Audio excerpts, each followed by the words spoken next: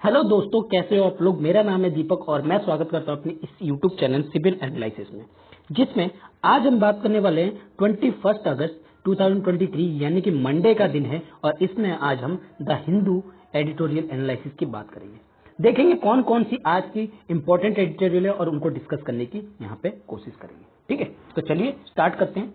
अगर मैं आर्टिकल की आज बात करूं, मैंने 3 आर्टिकल लिया है और ये काफी इंपॉर्टेंट भी लगा है। सबसे पहला है criminal law billing, renaming is needless meddling. क्या बताया जा रहा है यहाँ पे?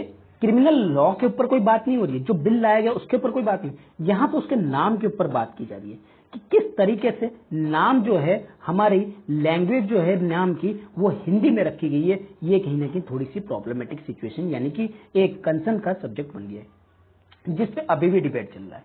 और किस तरीके से सेंटर जो है वो हिंदी, जो आपकी हम लिंग्विस्टिक कल्चर रखते हैं, उसमें हम लोग पे हिंदी जो है लाया जा रहा है। ठीक है, यहाँ पे इस चीज की बात कीजिए। ये आर्टिकल थोड़ी सी आपकी पॉलिटिकल भी है और थोड़ी इंफॉर्मेटिव भी है। इंफॉर्मेटिव तो मैं कहूंगा ज्यादा है और पॉलिटिकल आर्टिकल थोड़ी सी कम है। ठीक है, लेकिन हम इसको एक न्यूट्रल वे में इसको पढ़ने की कोशिश करेंगे। अगला आर्टिकल है आपका crafting safe generative AI system. देखिए, जो इंटरनेट है आज के टाइम पे क्या है, सबसे ज्यादा इंपॉर्टेंट होगी और इसने कहीं ना कहीं रिवॉल्यूशन लेके आया है हमारे वर्ल्ड में। अब इसके साथ साथ इंटरनेट के अलावा जब हम इंटरनेट में ग्रोथ कर रहे हैं, तो अब हम पहुंच चुके हैं भैया एआई सिस्टम की तरफ, generative AI system, artificially intelligence system की तरफ। आर्टिफिशियली इंटेलिजेंस सिस्टम क्या है, मैं आगे बताऊंगा। तो ये आर्टिफिशियली इंटेलिजेंस सिस्टम किस तरीके से लोगों के जो सेफ्टी या सिक्योरिटी है उसको किस तरीके से कंसर्न बना रहा है, उसके बारे में यहाँ डिस्कस की गई है। किस तरीके से प्रॉब्लम या आगे जो होने वाली प्रॉब्लम है उसके लिए ये हमें यहाँ पे बता रहा है। ठीक है, तो इसके बारे में एक डिस्कस कर लेंगे। अगला आर्टिकल है irrigation in focus at India move toward driest ever. क्या बताया जा रहा है? जो अगस्त का महीना है वो क्या बताया जा रहा है, सबसे ज्यादा ड्राइस्ट माना गया है, क्योंकि यहाँ पे इंडिया की जो रेनफॉल है वो 180 मिलीमीटर और 185 मिलीमीटर से कम वर्षा हुई है, जिसमें यह बताया गया है कि ये 100 ईयर का रिकॉर्ड तोड़ गया है और इस रिकॉर्ड के साथ साथ ये ड्राइस्ट एवर बन गया है।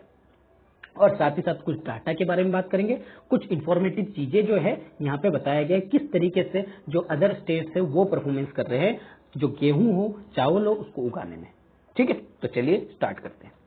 सबसे पहले अगर हम बात करें criminal law billing renaming needless meddling, क्या बताया जा रहा है?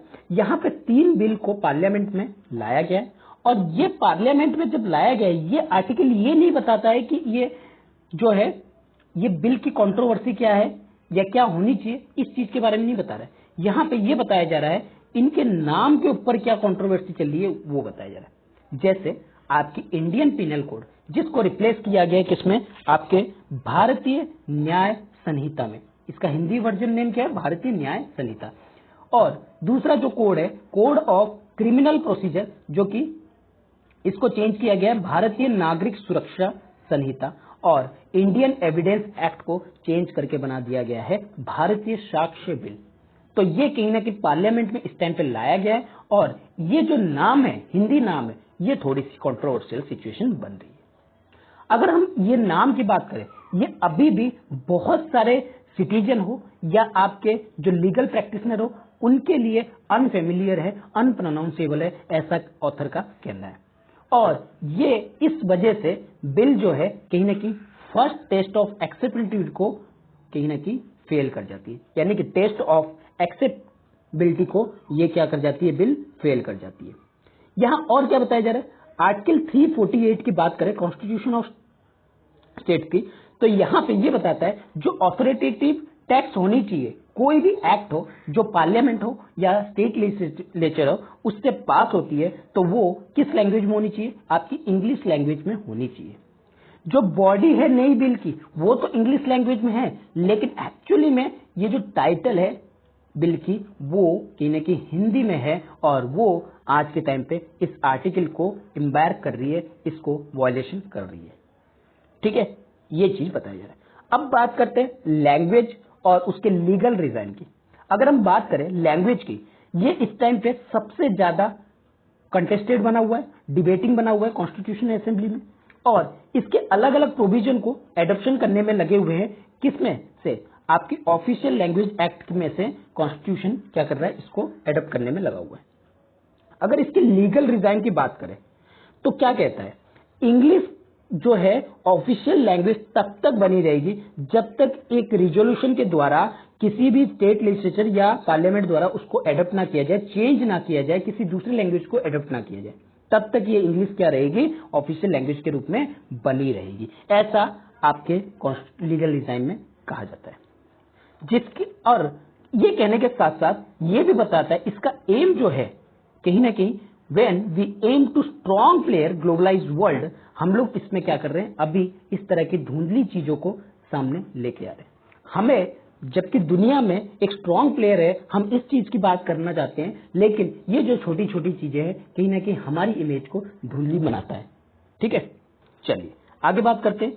अगर लिंग्विस्टिक बात करें, हमारी जो कंट्री है वो कहीं ना कहीं लिंग्विस्टिकल है और यहाँ पे जो लैंग्वेज है, अलग अलग तरह की लैंग्वेज जो है बोली जाती है।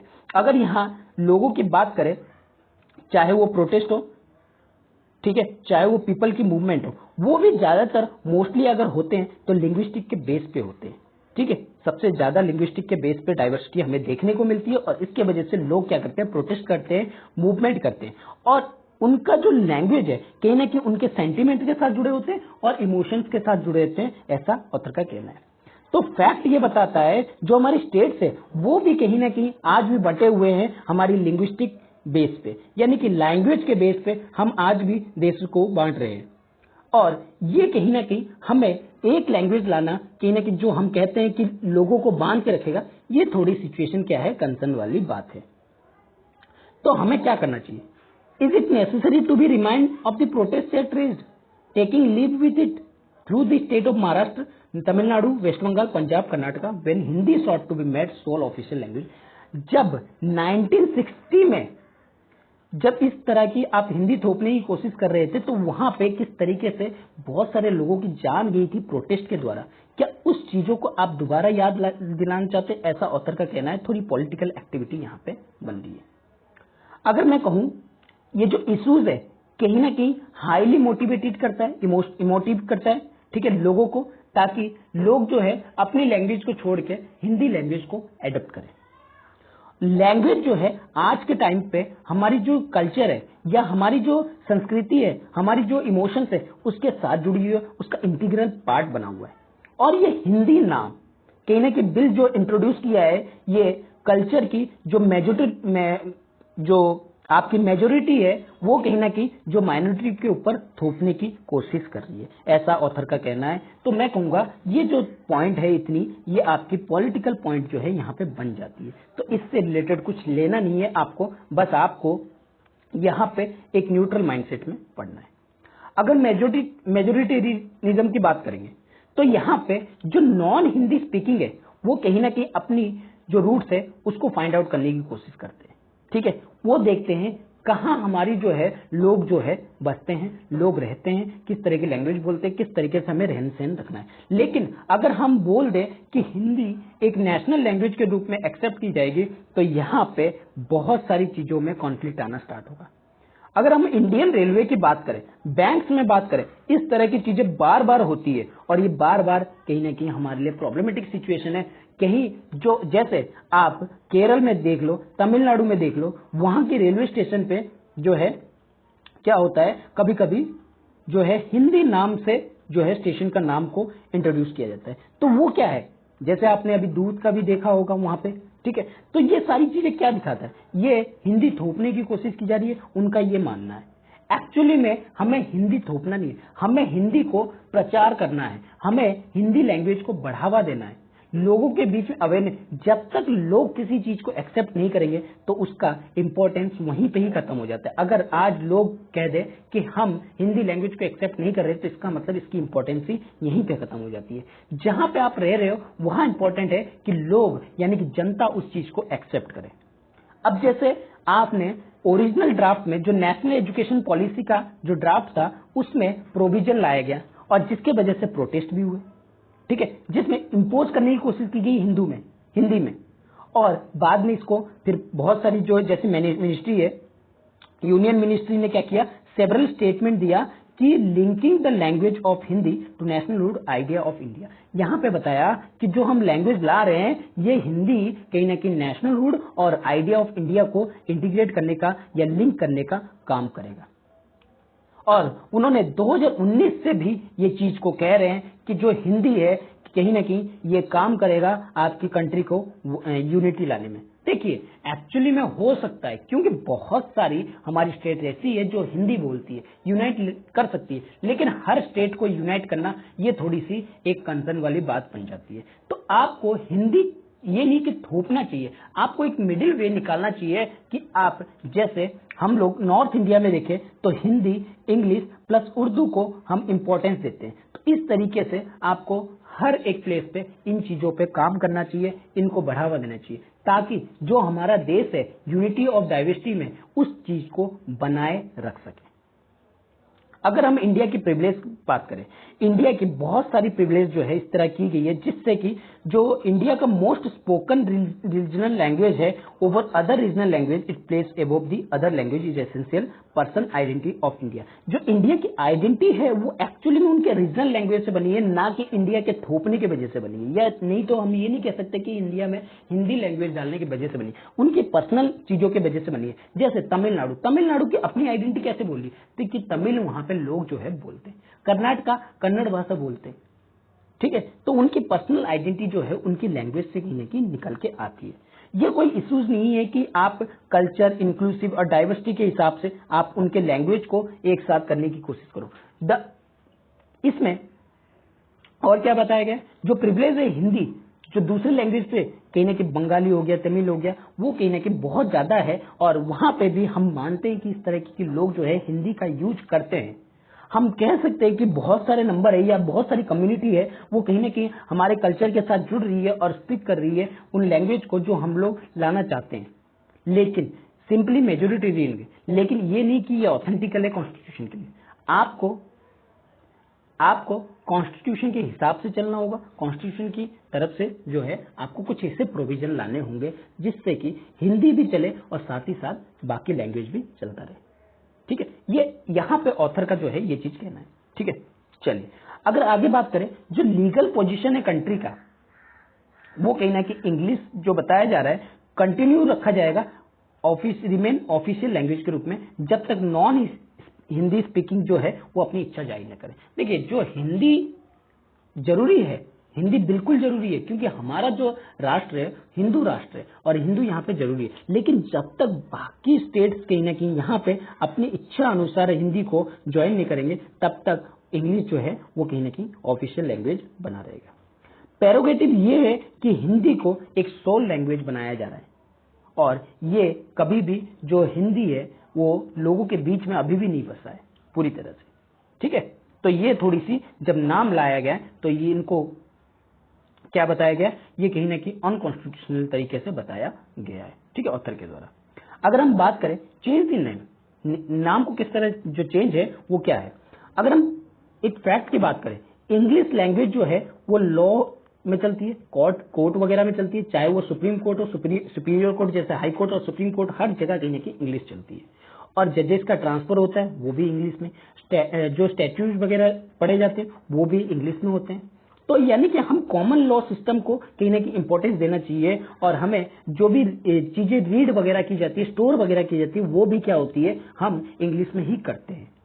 और कहीं ना कहीं लोगों के बीच में यहाँ जजमेंट देने में, अपील करने में, और इंडियन लॉयर या जज को किसी तरह से प्रैक्टिस करने में इंग्लिश जो है कहीं ना कहीं उनको नए अवसर की तरफ दिखती है, क्योंकि बहुत सारी बुक्स भी आप देखते होंगे अभी पूरी तरह से हिंदी में ट्रांसलेट नहीं हुआ है। अभी देखिए बहुत अच्छी बात है कि हमारी कुछ जो MBBS की बुक है अभी हिंदी में ट्रांसलेट होने जा रही है, ठीक है, लेकिन उसको लगने में थोड़ा टाइम लगेगा, ठीक है। जब तक आप उस चीज के लिए अल्टरनेटिव नहीं लेके आते तो आप क्या कीजिए, इंग्लिश के साथ ही यहाँ पे चलने की बात जो है की जा रही है, ठीक है।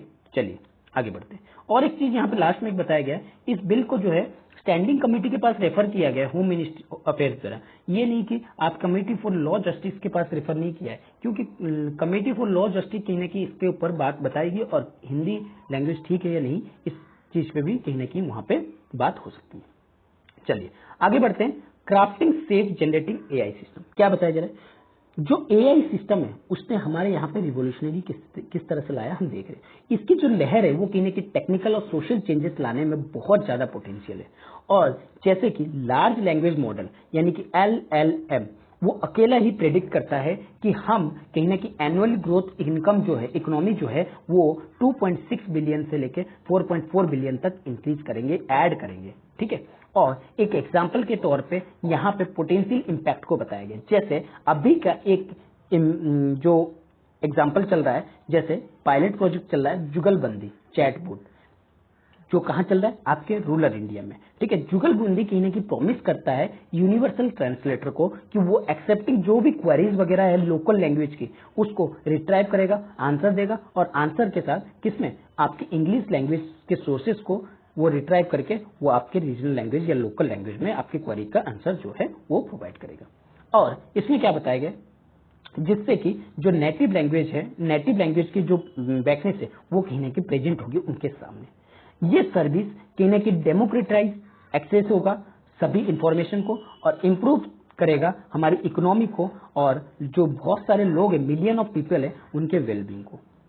और यहाँ पे क्या बताया जा रहा है, ये जो केवल 100 जो न्यू सर्विस है उसको भी क्या करेगा, डेवलप करेगा। इसके साथ साथ देखिए, आप AI generative AI system start तो कर दोगे, लेकिन इसके साथ साथ कुछ ऐसी भी चीजें होगी जो जरूरत है, जैसे सेफ्टी कंसर्न। तो सेफ्टी कंसर्न के लिए आपको कहीं ना कहीं लोगों को हायर करना पड़ेगा सेफ्टी के लिए। तो इस सेफ्टी के लिए जो लोगों को हायर करना पड़ेगा वो भी तो इसी के अंदर आएंगे, तो वो भी तो सर्विस के अंदर में आएंगे, तो उस सर्विस को भी तो बनाए रखना है। ठीक है, चलिए आगे क्या बताया जा रहा है, इसके कंसर्न। अब प्रॉब्लम आती है यहाँ पे कि क्या एआई सिस्टम जो है वो रिवोल्यूशन तो ला रहा है, क्या रिस्क नहीं ला रहा है? बिल्कुल ला रहा है। रिस्क यहाँ पे कहने की हर चीज से जुड़ी होती है, हर चीज का एक प्रॉस होता है तो एक कॉन्स भी होता है। ठीक है, तो एआई पावर का जो टूल है वो कहीं ना कहीं कभी कभी बैड एक्टर के रूप में भी हमें क्रिएट होते हुए नजर आता है। कब? जब ऑनलाइन वगैरह ह्यूमन जो है ऑनलाइन तरीके से कोई चीज काम करते हैं तो वहां पे कुछ चीजें करप्ट भी होती है, कुछ चीजें फ्रॉड भी होती है। जैसे आपको bad actor can be misrepresented themselves, कुछ जो है इसके तरीके जो है आपको मिस रिप्रेजेंटेटिव लग सकते हैं। जैसे कुछ पोटेंशियल या कुछ अदर चीजें भी कहीं ना कहीं आपकी जो वेरिएशन है, जो पुरानी चीजें इंफॉर्मेशन है या डिस इंफॉर्मेशन है, सिक्योरिटी हैक है, फ्रॉड है, हेड स्पीच है, इस तरह की चीजें भी फैलाने में काम कर सकते हैं। अगर हम बात करें यूएस में, तो एक एआई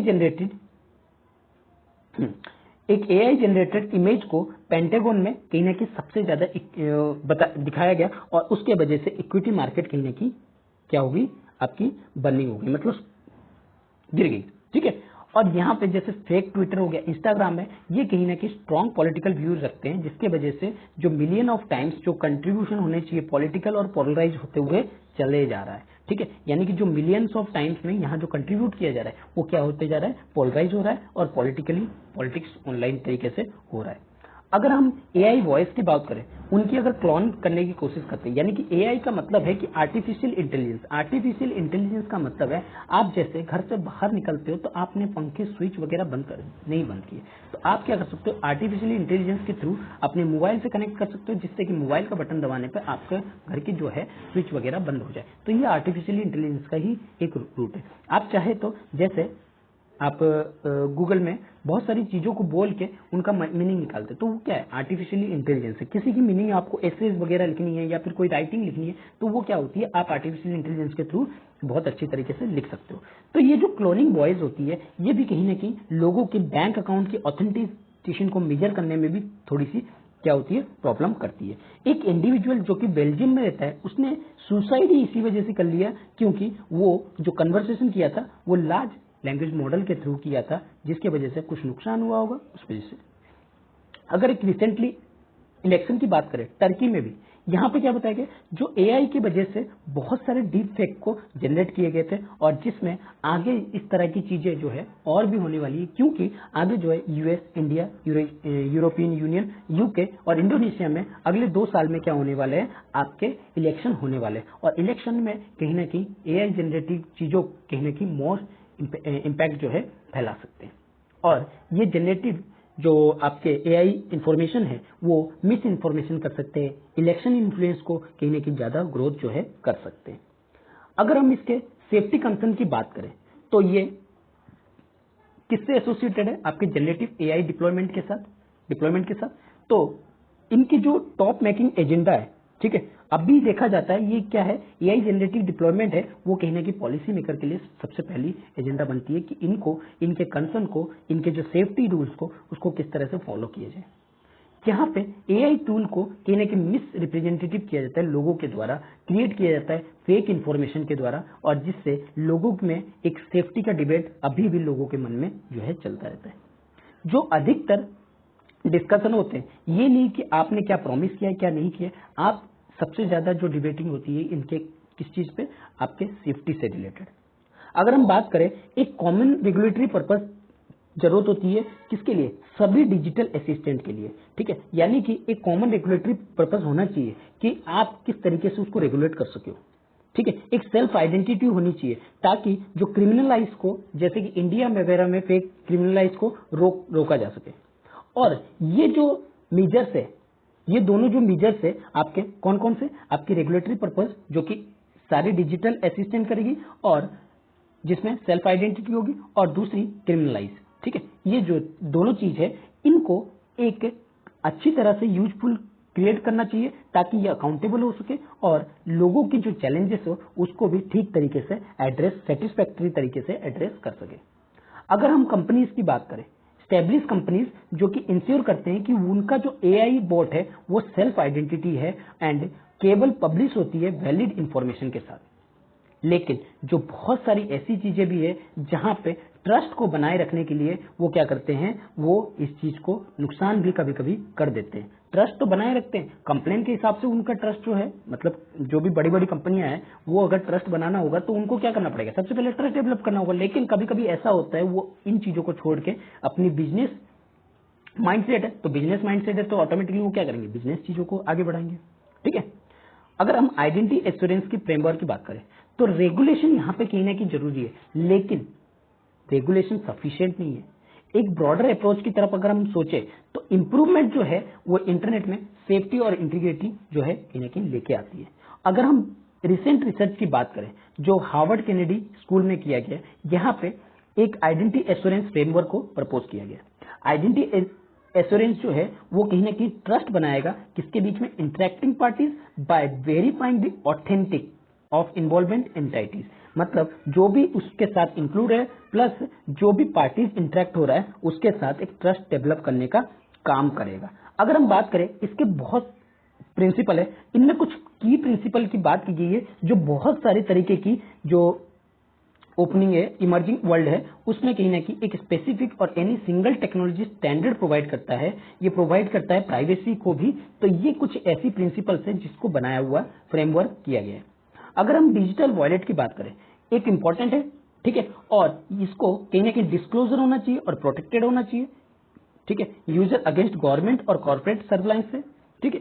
तो इस तरह की आइडेंटिटी एश्योरेंस फ्रेमवर्क को हमें कहीं ना कहीं लोगों के बीच में ह्यूमंस हो गया, बोर्ड्स हो गया, बिजनेस की तरफ क्या करना चाहिए? एक्सटेंड जो है करना चाहिए। अगर आज हम देखें सो मोर देन 50 कंट्रीज, 50 से अधिक जो कंट्रीज है वो इस तरह की जो है इनिशिएटिव ले चुके हैं, डेवलप कर रहे हैं, और साथ ही साथ जो डिजिटल आइडेंटिटी की इश्यूज है उसको भी आइडेंटिटी करके एक आइडेंटिटी एश्योरेंस फ्रेमवर्क को भी फाउंडेशन कर रहे हैं। अगर इंडिया की बात करें, इंडिया में आधार एक काम कर रहा है कि एक सेफ्टी मेजर करने के लिए इन्हें लीडरशिप पोजीशन पे स्टेब्लिश करना एक ऑनलाइन आइडेंटिटी एश्योरेंस सेफगार्ड को।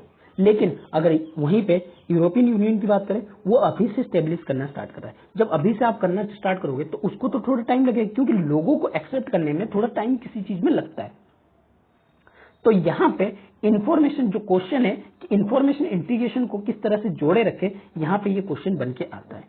इंफॉर्मेशन इंटीग्रिटी कहीं ना कहीं इंश्योर करती है जो कंटेंट है वो कितना एक्सेस्ड है, ऑथेंटिक है, और किसके द्वारा पब्लिश किया जा रहा है, और किसके द्वारा जो पब्लिश किया जा रहा है वो क्लेम कर सकता है या नहीं कर सकता, इस चीज की भी बात चल रही है। अगर क्रेडिबिलिटी की बात करें, यहां 3 पिलर की बात की गई है क्रेडिबिलिटी में। पहली पिलर ये है कि आपकी वैलिडेशन, कि ये जो सोर्स है कितना वैलिड है, आपने जो सोर्स पाया वो वैलिड है या नहीं है। आप कुछ भी बनाते जाओ और वो वैलिड नहीं है तो वो ट्रस्टवर्दी नहीं होगा, ठीक है। दूसरी जो बताया जा रहा है कंटेंट इंटीग्रिटी, कंटेंट कहीं ना कहीं इंटीग्रिटी ला रहा है या नहीं, जो वेरीफिकेबल है या इंफॉर्मेशन है वो कहीं ना कहीं नॉट टेम्पर्ड विथ, उसके साथ टेम्पर ना हो। और जो तीसरा है इंफॉर्मेशन वैलिडिटी, इंफॉर्मेशन जो है वो वैलिड है या नहीं है। ठीक है, यहाँ पे ये बता रहा है। पहली चीज सोर्स वैलिडिटी, जहां से आ रहा है वो वैलिडिटी है या नहीं है, जहां पे जा रहा है वो वैलिडिटी है या नहीं है, और जो उसको हैंडल कर रहा है वो इंफॉर्मेटिव जो इंटीग्रेटेड है, कंटेंट इंटीग्रिटी है, वो बनाए रख रहा है या नहीं। ठीक है, ये सारी चीजों की बताया गया है। अगर हम आइडेंटिटी एश्योरेंस और नॉर इंफॉर्मेशन इंटीग्रिटी को आसानी से अटेंड नहीं कर पा रहे, तो आइडेंटिटी एश्योरेंस जो टच हो only tension, privacy versus surveillance, civil liberty versus security, इन सब का मामला जो है सामने निकल के आता है। ठीक है, तो ये सारी चीजों को यहाँ पे बताया गया। चलिए आगे बात करते हैं इरिगेशन। आगे बताने से पहले मैं यहाँ पे थोड़ी सी इंटरप्ट करना चाहूंगा। अगर आप इस चैनल पे नए हो तो इस चैनल को सब्सक्राइब कीजिए, अपने दोस्तों के साथ शेयर कीजिए और लाइक करना ना भूलिए। चलिए बढ़ते हैं आगे। Irrigation in focus as India moves toward driest ever August. क्या बताया जा रहा है? एक्सपर्ट का यहाँ कहना है जो 100 ईयर में अगस्त का महीना जो है सबसे ज्यादा फेसिंग किया गया है, ड्राइएस्ट मंथ के रूप में फेसिंग किया गया। यहाँ पे 7% से भी कम जो है रेनफॉल क्यूमुलेटिव तरीके से हुआ है। अगर हम बात करें रिसेंट जो इंडियन मेट्रोलॉजिकल डिपार्टमेंट की ऑफिशियल सेइंग क्या कहती है कि इंडिया को जो है 180 मिलीमीटर से भी कम वर्षा जो है अगस्त के महीने में देखने को मिली है, जो कि 1901 में देखा गया था। अगर हम इसकी बात करें सोइंग ऑफ खरीफ क्रॉप्स कहीं ना कहीं इससे हिट हुआ है। देखिए खरीफ क्रॉप हो या रबी क्रॉप हो, दोनों ही कहीं ना कहीं खराब होता है, क्योंकि एक क्रॉप खराब होने की वजह से कहीं ना कहीं अदर पे इम्पैक्ट जरूर पड़ता है। ठीक है, अगर हम बात करें जो खरीफ क्रॉप में जो पल्सेस है उसकी डाउन देखी गई है 10% की, ठीक है, लास्ट ईयर के हिसाब से। और जो रिटेल इन्फ्लेशन है उसमें कहीं ना कहीं बढ़ोतरी देखी गई है 13% की जुलाई के महीने में। रिटेल इन्फ्लेशन जो है तूर दाल की उसमें भी 34% जो है इंक्रीमेंट देखी गई है, और ये कहीं ना कहीं बताया जा रहा है सबसे लोएस्ट है अगस्त के रेनफॉल की वजह से, और इंक्रीज कर रहा है फूड प्राइस में और ज्यादा। इंडिया की अगर बात करें एग्रीकल्चर रिजल्ट कहीं ना कहीं लिंक होती है आपकी किससे, साउथ वेस्ट मानसून के साथ। अगर साउथ वेस्ट मानसून अच्छी है तो कहीं ना कहीं फसल जो होगी आपकी अच्छी होगी, लेकिन ये धीरे धीरे टाइम के साथ क्या हो रहा है, चेंज हो रहा है। और लेकिन हम भी इरिगेशन चीजों में भी इंप्रूवमेंट जो है वो ला रहे हैं। South east monsoon, south west monsoon की अगर बात करें वो एक मेजर फैक्टर है, दोनों ही खरीफ और रबी क्रॉप्स दोनों ही। और यहाँ पे जो मानसून रेनफॉल है उसके ऊपर हम ज्यादा ही क्या हो जाते हैं, रिलायंस हो जाते हैं, और उसके साथ साथ हम जो क्रॉप्स की जो इंटेंसिटी है उसको धीरे धीरे रिड्यूस कर लेते हैं, और इसका इम्पैक्ट कहीं ना कहीं हमें और चीजों पे भी देखने को मिलता है। लेकिन इरिगेशन चीजों को भी हम लोग थोड़ी थोड़ी धीरे धीरे तरीके से बढ़ा रहे हैं। अगर हम बात करें रेनफॉल डेविएशन की, जो कि एलपीए यानी कि लॉन्ग पीरियड में परसेंटेज की बात की जाए, यहाँ पे फूड प्रोडक्शन कहीं ना कहीं चेंजेस होते हुए भी नजर आ रही है। ठीक है, फूड प्रोडक्शन भी डेविएट होते हुए नजर आ रही है। और यहाँ पे अगर बात करें कुछ, जैसे आप चार्ट में देख सकते हैं, ठीक है, ये है, तो यहाँ पे जो अलग अलग स्टेट है आप हिंदू न्यूज़पेपर खोल के भी देख सकते हैं इसमें। ठीक है, 2000 क्या बताया गया, despite receiving below average rainfall 4 of the past 6 year since 2016 the production food rice consistent, यानी कि राइस का जो प्रोडक्शन है वो फिर भी बढ़ रहा है अगर आप देखें रेनफॉल डिक्रीज होने की वजह से। ठीक है, ये जो चेंजेस है कहीं ना कहीं ट्रेंड बना हुआ है और पेपर पे आर्ग्यू अभी भी किया जाता है, और इनको स्टेट्स को कहीं ना कहीं इंप्रूव करने की, इरिगेशन कवरेज को इंक्रीज करने की जरूरत है। ठीक है, आप देख सकते हैं अलग अलग स्टेट में किस तरह से इंक्रीजमेंट हुआ है। चार्ट 2 क्या बताता है कि ये दिखाता है स्टेट वाइज परसेंटेज कि किस तरीके से जो नेट सोन एरिया इरिगेशन का 2090 में और 2020 में किस तरीके से बढ़ते हुए नजर आ रहा है, ये आप देख सकते हैं। ठीक है, चलिए, तो ये इसमें बहुत सारी, जैसे 17 मेजर स्टेट और 9 had more than half of their net sown area irrigated 2022, यानी कि सभी मोस्टली सबसे ज्यादा ही बड़े हैं, और केवल 3 ही स्टेट से जो सिग्निफिकेंट इंक्रीज की है, मतलब बहुत ज्यादा इंक्रीज जो है देखने को मिला है। अगर हम लोग बात करें यहाँ लॉन्ग पीरियड एवरेज की, रेनफॉल डेविएशन की वजह से जो चेंज हुआ है राइस प्रोडक्शन में, वो सबसे ज्यादा लेस इरिगेटेड स्टेट कौन कौन से आपके, असम, कर्नाटका, मध्य प्रदेश, महाराष्ट्र, ओडिशा। जो चार्ट प्लॉट किया गया है यहाँ पे डाटा के हिसाब से वो लास्ट 30 ईयर का जो है हिसाब लगा के किया गया है। ठीक है, यहाँ इस चीज को बताया जा रहा है। अगर इन स्टेट्स बात करें लोअर इरिगेशन लेवल होना, ठीक है। और नेट इरिगेटेड एरिया जो है कहीं ना कहीं 40% से कम होना, ये भी एक फैक्टर बन जाता है। राइस प्रोडक्शन कहीं ना कहीं डिक्रीज हो रहा है बहुत सारी, क्योंकि इनसफिशिएंट रेनफॉल के, क्योंकि राइस जो है आपकी वाटर इंटेंसिटी क्रॉप है। अगर आपको वाटर ठीक तरीके से नहीं मिला तो आपकी राइस जो है, फसल जो है ठीक तरीके से नहीं उगेगी। अगर हम हाईलाइटेड करें पोर्शन ऑफ चार्ट को, एक्सेप्ट फॉर असम, सभी स्टेट कहीं ना कहीं near the bottom when they are far left, यानी कि अगर उनकी लो रेनफॉल है तो भी वो प्रोडक्शन अच्छी कर रहे हैं असम को छोड़ के, ठीक है। और चार्ट नंबर 4 क्या बताया जा रहा है, यहाँ पे रेनफॉल डेविएशन जो है वो एलपी और change in food grain production में बेटर बताया जा रहा है इरिगेशन स्टेट के हिसाब से, मतलब इरिगेशन के हिसाब से वहां पे बताया ज्यादा बेटर बताया जाए। जैसे हरियाणा, पंजाब, तमिलनाडु, उत्तर प्रदेश, वेस्ट बंगाल, इन सब में अच्छी चीजें जो है बताई जा रही है, उनकी इरिगेशन अच्छी होती है। अगर मैंने बहुत सारी स्टेट्स की बात करें, वो सब्सटेंशियल इरिगेशन जो कवरेज है जो कि लगभग 40% से ऊपर है, और यहाँ पे नेट सोन एरिया को इरिगेट जो है किया जाता है। राइस प्रोडक्शन हमेशा इंक्रीज देखा जाता है, चाहे वो लो रेनफॉल है, कोई प्रॉब्लम नहीं, ठीक है। जो हाईलाइटेड पोर्शन है ऑफ द ग्राफ, ये दिखाता है कि जो स्टेट्स है जैसे Tamil Nadu, Punjab, Haryana, even during year recorded extremely poor rainfall, यहाँ पे बहुत पुअर रेनफॉल होती है, ठीक है। तमिलनाडु हो गया, पंजाब हो गया, हरियाणा हो गया, ठीक है। लेकिन राइस प्रोडक्शन जो है यहाँ पे इंप्रूवमेंट होती है, ठीक है। ये सारी चीजें बता रहा है, और बहुत सारी चीजें हैं हमारे जो कि इन फैक्टर है जो कि इससे रिलेटेड है। चलिए, तो आज के लिए बस इतना ही। आई होप कि आपको आज का लेक्चर जो है अच्छा लगा होगा। अगर लेक्चर अच्छा लगा है तो इसको लाइक कीजिए, अपने दोस्तों के साथ शेयर कीजिए और सब्सक्राइब करना ना भूलिए। Thank you.